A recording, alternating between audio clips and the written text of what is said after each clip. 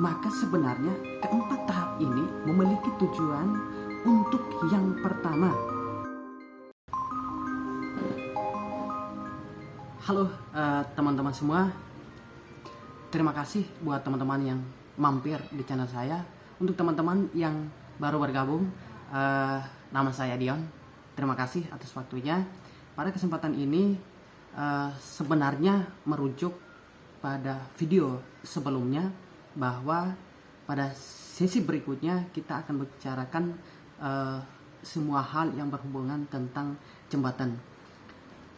Maka khusus pada video ini sudah pasti kita akan fokus di jembatan, bahwa yang pertama adalah menyangkut kriteria perencanaan di suatu jembatan. Jadi ini nanti struktur lain, gedung dan lain sebagainya kita akan membahasnya di waktu yang lain, bahwa yang saat ini kita akan fokus di jembatan saja dulu. Nah, kita tahu bahwa kriteria perencanaan suatu jembatan ada 4 tahap umum, ya.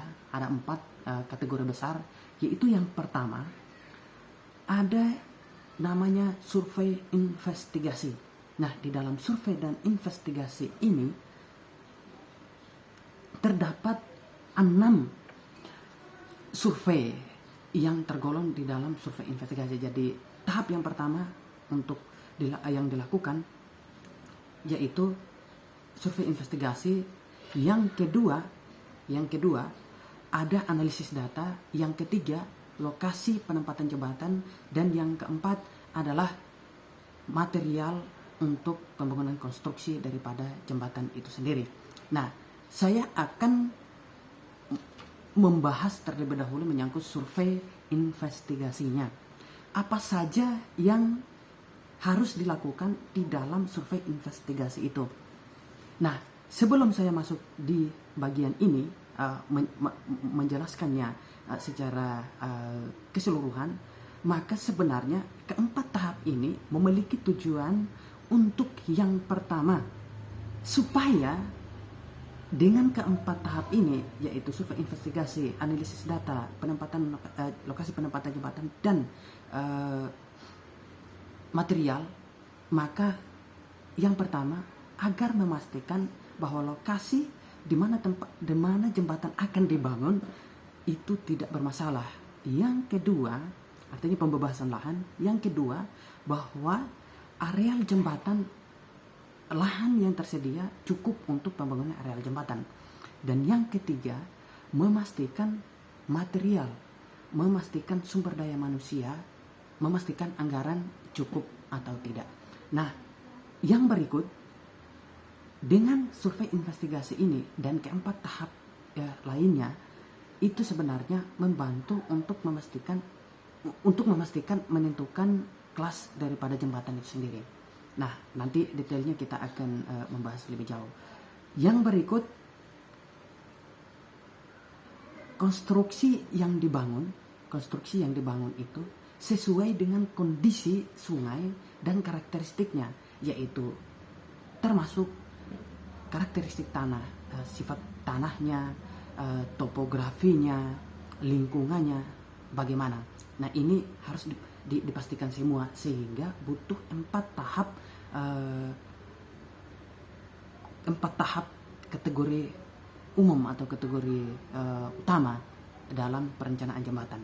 Nah, sekarang kita akan masuk di dalam pertama, survei dan investigasi. Di dalam survei dan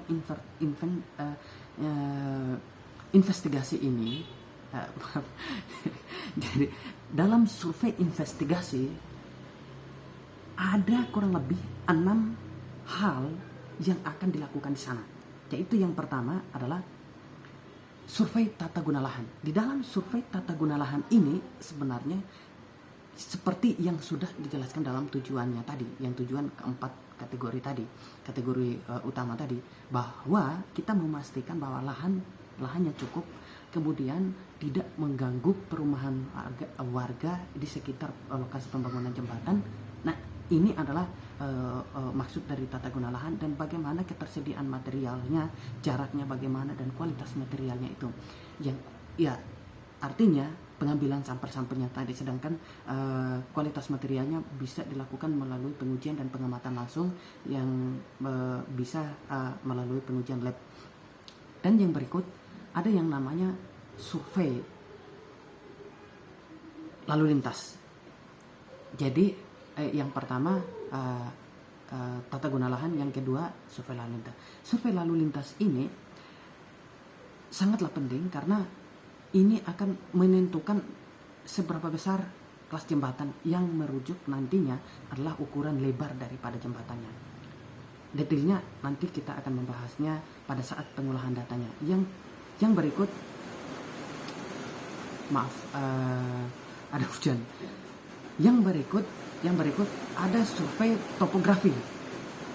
Ya pasti topografi yang berhubungan dengan kontur yang menggunakan alat-alat teodolit, geodetik dan lain sebagainya, nanti kita akan bicarakan. Yang ketiga, survei topografi.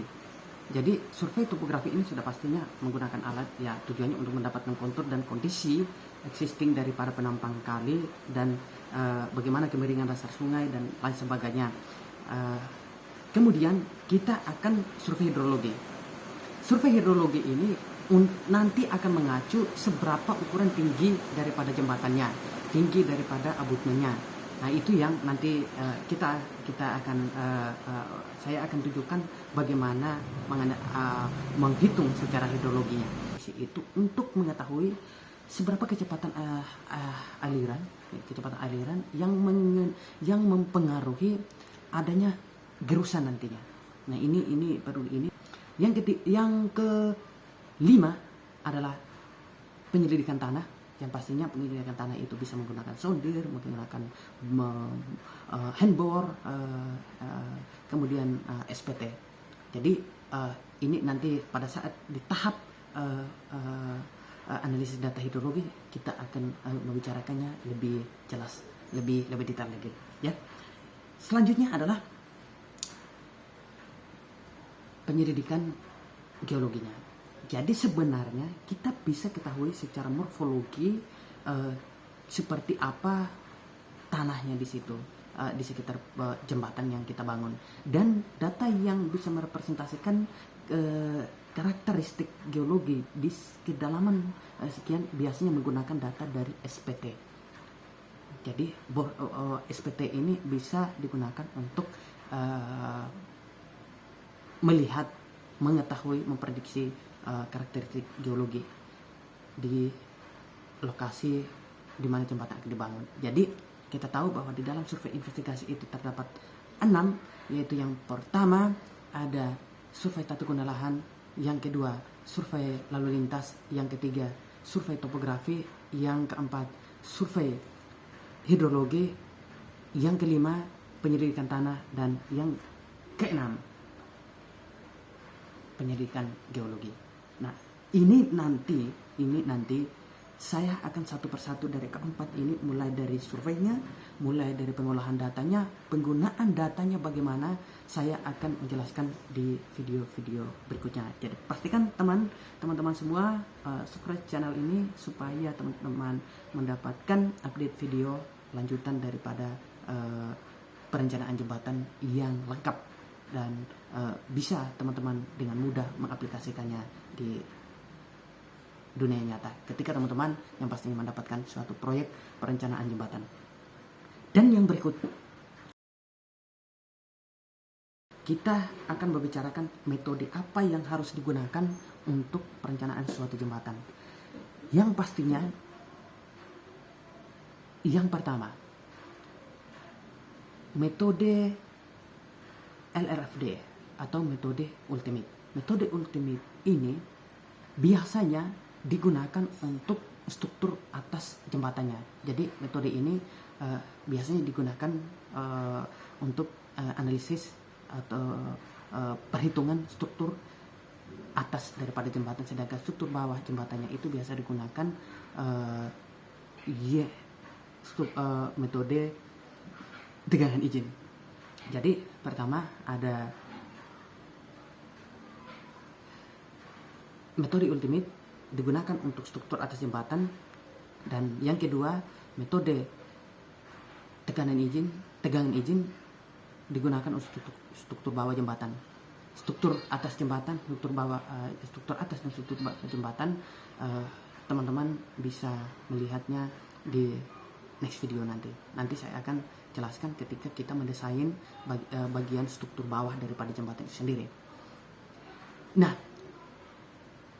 yang berikut sebagai informasi bahwa kedua metode ini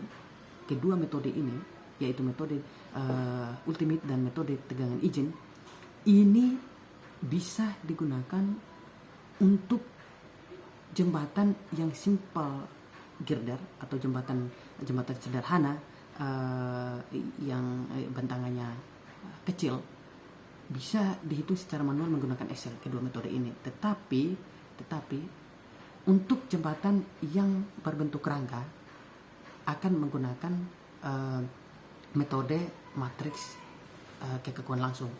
Jadi matriks kekuatan langsung ini berada di dalam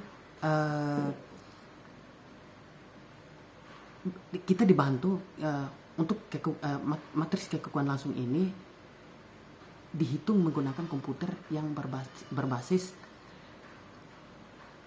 elemen hingga. Jadi sekarang untuk elemen hingga ini sudah tercover di dalam software yang namanya SAP 2000. Itu nanti kita akan gunakan untuk analisis daripada struktur jembatan yang truss, dan juga untuk otomatnya kita juga nanti akan menggunakan SAP juga di dalam menghitung jembatan simple girder. Selain itu manualnya juga kita akan mempelajari, atau saya akan tunjukkannya kepada teman-teman semua. Membicarakan software yang kita akan gunakan. Jadi software yang kita gunakan bisa kita lihat di sini ya, bisa kita lihat di sini.